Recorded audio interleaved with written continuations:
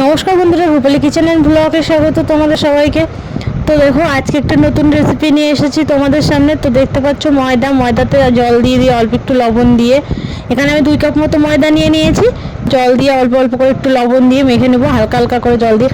তো রেসিপিটা কি সেটা তোমরা সম্পূর্ণ ভিডিওটা দেখলে পরে বুঝতে পারবে রেসিপিটা আমি কি তৈরি করতে চলেছি। দেখো, ময়দাটা মেখে নিয়ে আমরা একেবারে করে ফেলেছি, ড্রো বানিয়ে ফেলেছি। ড্রো বানিয়ে এটাকে ময়দাটাকে একটু রুটির মতো করে বেলে নিচ্ছি। রেসিপিটি হচ্ছে এগ দিয়ে রোল বানাবো। তো এগ রোল বানানোর জন্য রুটিগুলো বেলে নেওয়ার পরে দেখো, একটা একটা করে রুটি ছেঁকে নেব। একটা একটা করে রুটি উল্টে পাল্টে একটু ছেঁকে নেব। তো সবগুলো করে এরকমভাবে একটা একটা করে সবগুলোকে ছেঁকে নিতে হবে। তার মধ্যে বলে রাখি, আমার চ্যানেলটিতে যারা নতুন তারা অবশ্যই সাবস্ক্রাইব করে দেবেন, আর যদি ভিডিওটি ভালো লাগে থাকে অন্য মানুষকে দেখার সুযোগ করে দেবে।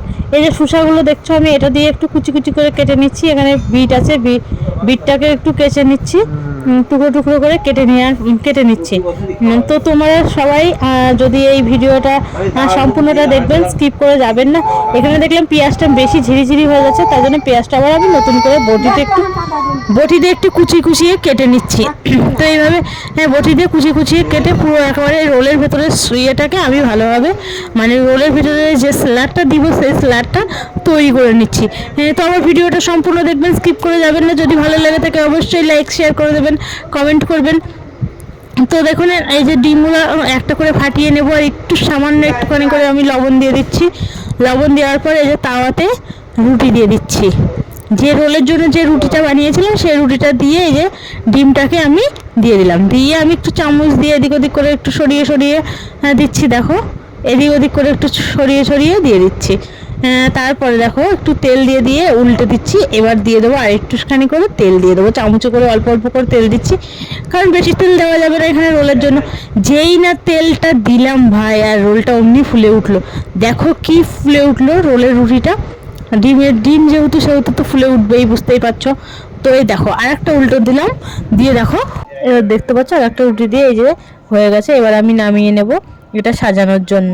এর ভেতরে এটাকে নামিয়ে নেব। দেখো, তবে থালায় নামিয়ে নিচ্ছি। এবার থালায় নামিয়ে নেওয়ার পর এটাকে আমি সুন্দর করে সাজিয়ে দেবো। তো সাজিয়ে দিচ্ছি। দেখো, প্রথমে আমি পেঁয়াজ দিয়ে দিচ্ছি। পেঁয়াজ দিয়ে দেওয়ার পর দিয়ে দেবো হচ্ছে শসা কুচি। দেখো, শসা কুচিগুলো দিয়ে দিচ্ছি। শসা কুচিটা ভালোভাবে মধ্যেখান দিয়ে দিতে হবে। দিয়ে একটু বিট দিয়ে দিচ্ছি। একটু বিট দেওয়ার পর একটু কাঁচা লঙ্কা কুচি দিয়ে দিলাম। তো একটু লবণ দিলাম, অবশ্যই একটু লবণ দিতে হবে। এবার দিলাম আমি টমেটো সস। দেখো, টমেটো সসটা লম্বা করে এইভাবে লম্বা করেই দেবে।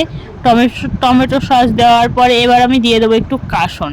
ঠিক আছে, অল্প করে একটু লম্বা করে কাসন দিয়ে দিলাম, যেহেতু বেশি মশলা দেওয়াটা উচিত না। একটু দিয়ে দিলাম লেবুর রস। তো লেবুর রসটা দিয়ে ভালো করে গোল গোল করে পেঁচিয়ে নিলাম। পেঁচিয়ে নেওয়ার পর এবার কাগজ দিয়ে আবার পেঁচিয়ে নেব। দেখো, একটা সাদা কাগজ দিয়ে পেঁচিয়ে নিলাম, হয়ে গেল আমার রোল তৈরি। তো রোলটা কেমন লাগলো অবশ্যই বলবে তোমরা।